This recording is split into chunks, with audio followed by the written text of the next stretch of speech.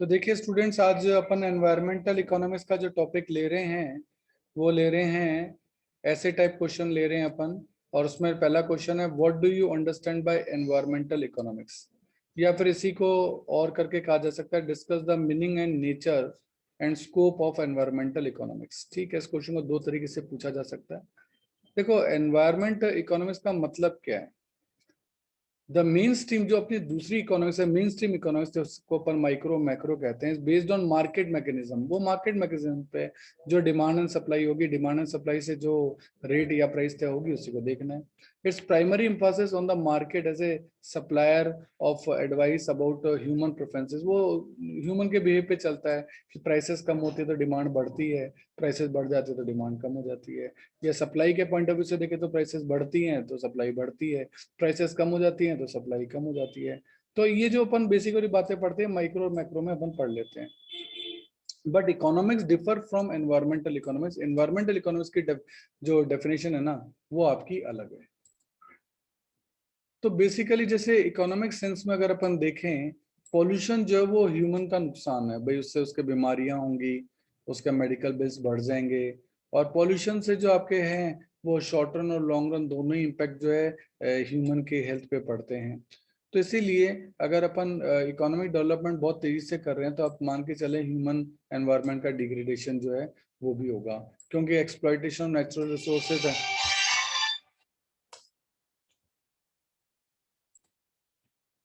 अच्छा, इसके अलावा हमको ये भी देखना पड़ता है कि exhaustion of non renewable resources जो रिन्यूएबल नहीं हो सकते, ऑयल एंड मिनरल है, इनका हम एक्सेसिव यूज करेंगे तो डेफिनेटली पॉल्यूशन भी बढ़ेगा। और हम फ्यूचर जनरेशन को क्या देंगे, क्योंकि एनवायरमेंटल इकोनॉमिक्स ये भी कहती है कि सस्टेनेबल डेवलपमेंट होना चाहिए। सस्टेनेबल डेवलपमेंट का मतलब प्रेजेंट जो जनरेशन है वो चीज को काम में ले, लेकिन इस तरीके से काम में ले कि फ्यूचर जनरेशन के लिए बचे भी।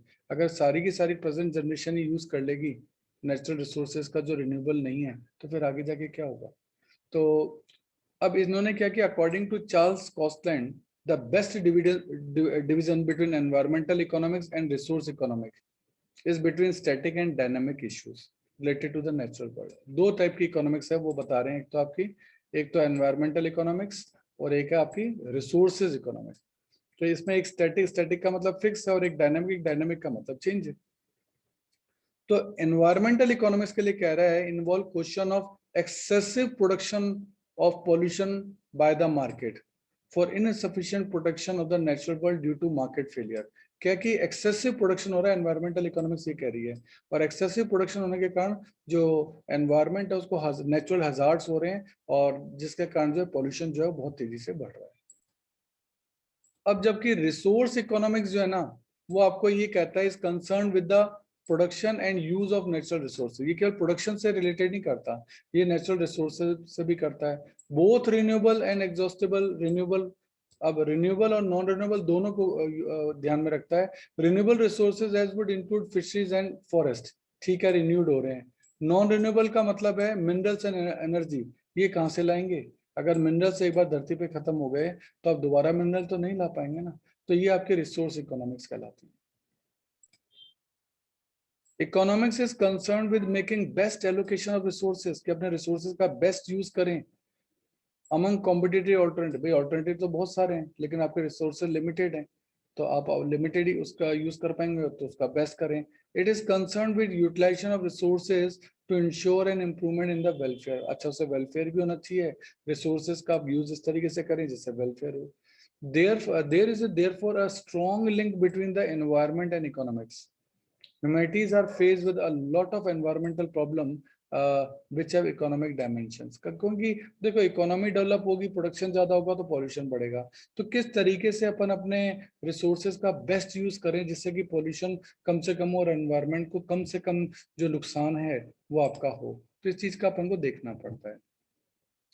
तो environmental economics that aspect of economic that deal with the interrelationship between the environment and the economic development. दोनों के बीच में इंटर रिलेशनशिप है। It studies the by which a balance is strike. इन दोनों के बीच में बैलेंस बैठे, इकोनॉमी में और एनवायरनमेंट में। It is also concern with low damage done come to a halt और रिवर्स्ड। यानी डैमेज इकोनॉमी को जो कम से जो एनवायरनमेंट को डैमेज जो वो कम से कम हो, इकोनॉमी का डेवलपमेंट भी नहीं रुके और लोगों के वेलफेयर पे असर भी ना पड़े। तो लिखा है स्कोप ऑफ एनवायरमेंटल इकोनॉमिक्स कहाँ तक जाता है, क्या क्या चीजें इसमें पॉइंट में कवर होती है। तो नंबर 1 है कि इकोनॉमी एनवायरमेंटल एनालिसिस, इन दोनों के कॉम्बिनेशन का एनालिसिस जो है वो आपको करना है। कहता है environmental economics is primarily concern with the impact of economic activities on environment, कि इकोनॉमिक एक्टिविटी का एनवायरनमेंट पे क्या फर्क पड़ता है, and its implication for the individual firm and industry and the economy as a whole, और economy पे, industry पे, इंडिविजुअल पे क्या फर्क पड़ता है। तो इसमें क्या है कि लिखा है economics have formulated economy environment model, अलग अलग मॉडल बने हैं to explain the various economic activities and their external effects. For example, एक तो है मटेरियल बैलेंस मॉडल और एक है लियोनेटिव अबेटमेंट मॉडल। इसमें क्या है कि अदर फैक्टर्स के बारे में आप जो है चीजें आगे जाके पढ़ेंगे। नंबर 2 आता है eco development. The main objective of environmental economy is to maintain a balance maintain करना है between economic development and environmental quality. In order to achieve it, environmental economists have to explore the various socio-economic possibility to reduce pollution। भाई pollution कम हो और लोगों का जो standard of living है उसका अपलिफ्टमेंट हो। These objectives gain momentum after the publication और report the limit to growth, कि भाई ग्रोथ जो है एक हद से ही बढ़े। अगर ज्यादा ग्रोथ होगी तो ज्यादा प्रोडक्शन होगा, ज्यादा प्रोडक्शन होगा तो डेफिनेटली एनवायरनमेंट को नुकसान पहुंचेगा। फिर वेलफेयर अप्रोच होनी चाहिए, यानी किसी भी टास्क का सबसे बड़ा जो पर्पस होना चाहिए वो पब्लिक का वेलफेयर होना चाहिए। तो environmental economics has emerged as a discipline to tackle environment problem. अब इन्वायरमेंटल प्रॉब्लम को टैकल करेंगे और वेलफेयर फ्रेमवर्क भी आपको देखना है। वेलफेयर क्या, welfare framework cover scarce resources, यानी रिसोर्सेज की जो कमी है, and market failure due to property rights and ethical aspect और डिफरेंट प्रॉब्लम ऑफ पॉल्यूशन। क्योंकि देखो अब कहीं यहाँ पर मिनरल्स निकाल रहे हैं तो ऑब्वियस है वहां के जंगल अपन को काटने पड़ेंगे। तो इन सब चीजों के बीच में बैलेंस करना पड़ेगा, लेकिन वेलफेयर के लिए जरूरी भी है। अगर हम बिल्कुल एक्सप्लॉइट नहीं करेंगे मिनरल्स को तो लोगों का वेलफेयर कैसे होगा, तो वो भी तो अपन को देखना पड़ेगा, वो भी तो अपन को देखना पड़ेगा। So it suggest the best possible mean का मतलब तरीका to tackle the environmental problem, के एनवायरमेंटल प्रॉब्लम को कैसे टैकल किया जाए। नंबर 4 है dynamic and stock flow analysis. Dynamic का मतलब जो चीज लगातार चेंज होती रहे, स्टॉक का मतलब है जो चीज स्टेगनेंट हो, पर्टिकुलर डेट पर अपन उसकी कैलकुलेशन कर रहे हैं। देखो जो आपकी मेन स्ट्रीम इकोनॉमिक्स है, जो मेन इकोनॉमिक्स है, the main economics is largely confined to the static problem of the market behaviour. वो स्टैटिक है कि ह्यूमन बिहेवियर पे डिपेंड करता है, प्राइस बढ़ेगा तो डिमांड कम होगा, प्राइस कम होगा तो डिमांड बढ़ेगा। But environmental management issues are about resources and are dynamic in nature. According to nature इनको चेंज करना पड़ता है, अकॉर्डिंग टू वेलफेयर इनको चेंज करना पड़ता है।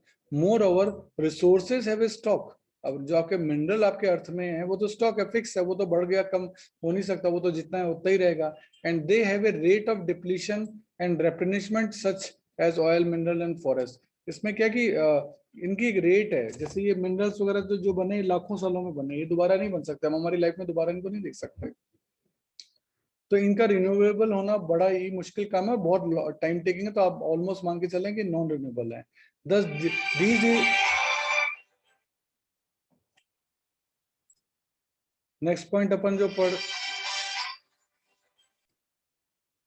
तो कुछ एनवायरमेंटल वैल्यूज होती हैं। एनवायरमेंटल वैल्यूज क्या होती हैं जिनका अपन को ध्यान रखना है कि environmental issues are about resources. The new classical economist have analysed the use of various resources like fishes, forest, fossils, fuel and water in the rational manner, कि इनका यूज जो है ना बहुत रैशनल सोच समझ के करना चाहिए, क्योंकि देखो रिन्यूएबल नहीं है, एक बार खत्म हो गया दोबारा नहीं बनेंगे।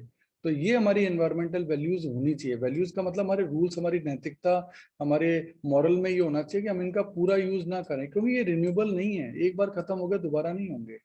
So in fact, environmental values are economic values. It is important for the society to conserve its limited resources. आप अपने resources का limited use करो, आप अपने रिसोर्सेज का लिमिटेड यूज करो in the interest of the economic efficiency and welfare. भाई economic efficiency भी देखनी है और वेलफेयर भी देखना है। तो एनवायरमेंटल वैल्यूज भी बोलती है कि आपको जो डेवलपमेंट करना चाहिए वो सस्टेनेबल डेवलपमेंट करना चाहिए, इसका अपन को ध्यान रखना है। फिर आपका पॉइंट आता है इसके अंदर, वो आता है क्लीन टेक्नोलॉजी। मतलब आपकी टेक्नोलॉजी का आप यूज करें, डेफिनेटली उससे आपका प्रोडक्शन एफिशिएंसी बढ़ेगा। प्रेजेंटली एनवायरमेंट जो pollution is caused by misuse of existing technology and failure to develop better one. Environment economist are in favour of appropriate and clean technology. की clean technology जो है वो आपकी होनी चाहिए। क्लीन टेक्नोलॉजी से मतलब है जैसे सोलार एनर्जी है, सोलार एनर्जी से आपका प्रोडक्शन तो हो ही रहा है, अब प्रोडक्शन हो रहा है इलेक्ट्रिसिटी का और पॉल्यूशन कुछ हो नहीं रहा, तो ऑब्वियसली क्लीन टेक्नोलॉजी है। Most rational use of natural resource हमको करना चाहिए।